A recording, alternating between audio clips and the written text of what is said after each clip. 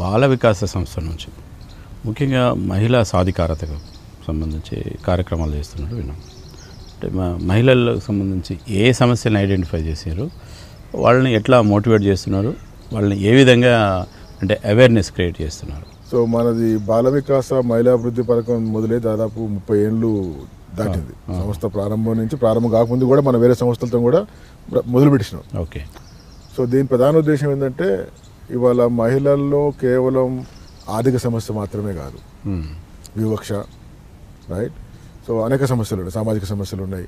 So కాబట్టి కేవలం ఆర్థిక సమస్య పరిష్కారం కోసం ప్రయత్నం చేస్తే సంపూర్ణ అభివృద్ధి అనేది సాధ్యం కాదు. కాబట్టి అన్ని కోణాలలో వాళ్ళకి సహకారంగా ఉండాలని చెప్పినట్టుగా 3 స్థాయిల్లో వాళ్ళకి సామర్థ్యాలు పెంచడానికి ప్రయత్నం చేసినాం.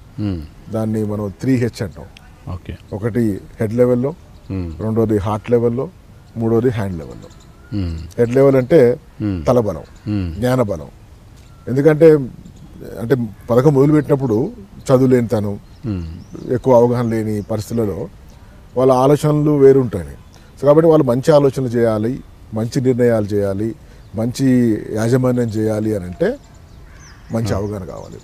అందుకని చెప్పి బాల వికాస ఎక్కువ దృష్టి పెట్టింది ఈ గ్రామీణ పేద మహిళల్లో ఒక మంచి అవగాహన. అనేక రంగాలలో, అనేక కోణాలు, ఇటు కుటుంబ పరంగా కావచ్చు, వ్యక్తిత్వ పరంగా కావచ్చు, ఆరోగ్య పరంగా కావచ్చు, వ్యాపారాల పరంగా కావచ్చు, ఎక్కడైనా కానీ అవగాహన బాగలేకపోతే ఏమైందంటే 10,000 ఇచ్చినాం వాళ్ళకు, సరిగ్గా వ్యాపారం చేయలేక ఆ 10,000 రూపాయలు 5,000 అయితే 5,000 వచ్చేవాడికి -5,000 అవుతుంది. ఓకే. అదే మంచి అవగాహన ఇచ్చినాం అనుకో, నిర్ణయాలు బాగుంటాయి, యాజమాన్యం బాగుంటుంది, 10,000 ఇస్తే 50,000 ఇస్తారు. సో కాబట్టి డబ్బు కంటే ముందు కూడా ఈ తలబలం, జ్ఞానబలం పెంచాలని చెప్పని అనేక రకాల శిక్షణలు ఇక్కడ బాల వికాసంలో కావచ్చు, గ్రామీణ ప్రాంతాలలో నెలవారీ మీటింగ్లలో కావచ్చు, తర్వాత ప్రాంతాల వారీగా చాలా ఉంటాయి అన్నమాట. ఓకే. అది శిక్షణల పరంగా, పాటల పరంగా, పుస్తకాల పరంగా, వీడియోల పరంగా, డ్రామాల పరంగా ఎన్ని తీర్ల అవకాశం ఉంటే అన్ని తీర్లుగా దాన్ని చేస్తా ఉన్నాం. దాని తర్వాత గుణబలం. మనిషిన తర్వాత స్వార్థాలు ఉంటాయి, అవునా, కుళ్ళు కుతంత్రాలు ఉంటాయి. కాబట్టి గుణం మన గొప్పది దాకా మనిషి గొప్ప కాలేవు. కాబట్టి గుణాన్ని ఎట్లా పెంచాలని చెప్పినట్టుగా కొంచెం స్వార్థం పక్కకు పెట్టి ఎట్లా కుటుంబాన్ని అంటే ఇంట్లోనే ఉంటాయి. ఫస్ట్ రాజకీయం మొత్తం ఇంట్లోనే మొదలవుతుంది, అవునా. సో అత్తతో ఎట్ట బాగుండాలా, భర్తతో ఎట్ట బాగుండాలా, పక్కింటితో బాగుండాలా, బాగుంటే మనకు వచ్చే లాభం ఏంటిది, సకల రోగాల కారణం ఈర్ష్యలు, రైట్. సో కాబట్టి దాని మీద చెప్పడం. తర్వాత వాళ్ళకి న్యూనత భావం, చదువు లేకనో, పైసలు లేకనో, అధికారం లేకనో ఉంటా ఉన్నాయి. So how can we build confidence in them? So అట్లా గుణబలాన్ని పెంచడానికి కూడా అనేక రకాల మోటివేషన్స్ చేయడం జరిగింది.